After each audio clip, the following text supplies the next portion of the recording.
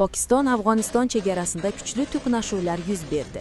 Kuchlanish Pokistonning Kobuldagi havo hujumidan keyin Tolibon harbiy postlarga qarshi repressiyalarni boshlaganidan keyin yuzaga keldi.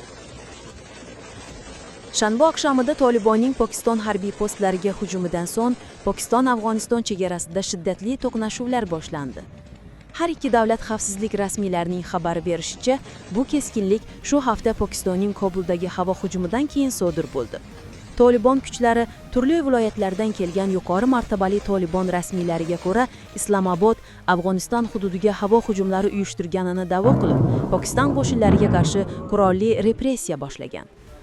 Ular janubdagi Helmand viloyatida Pokistonning ikkita chegara postini egallab olganini iddao qilgan. Buni mahalliy hukumat tasdiqlagan.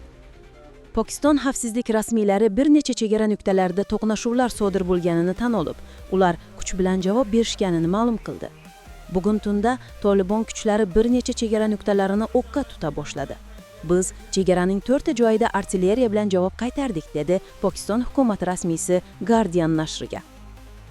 Biz afg'on toliblarning o'z hududimizdagi hech qanday tajovuzga toqat qilmaymiz. Pokiston kuchlari kuchli o'q bilan javob berib, bir qancha afg'on chegara postlarini samarali nishonga oldi, deya qo'shimcha qildi rasmiy. Pokiston armiyasi qarshi hujumlarida artilleriya, tanklar va yengil va og'ir qurollardan foydalangan. Payshanba kuni Afg'oniston poytaxtida ikkita portlash va Afg'oniston janubiy sharqida yana bir portlash sodir bo'lgani xabar qilingan. Tolibon boshqaruvidagi Mudofaa vazirligi keyinchalik Pokistonni hujumlar bilan bog'liq holda o'z suverenitetini buzganligida ayblagan. Tahlilchilarning aytishicha, so'nggi kunlar chegaradagi keskinlik qanchalik chuqurligini ko'rsatdi.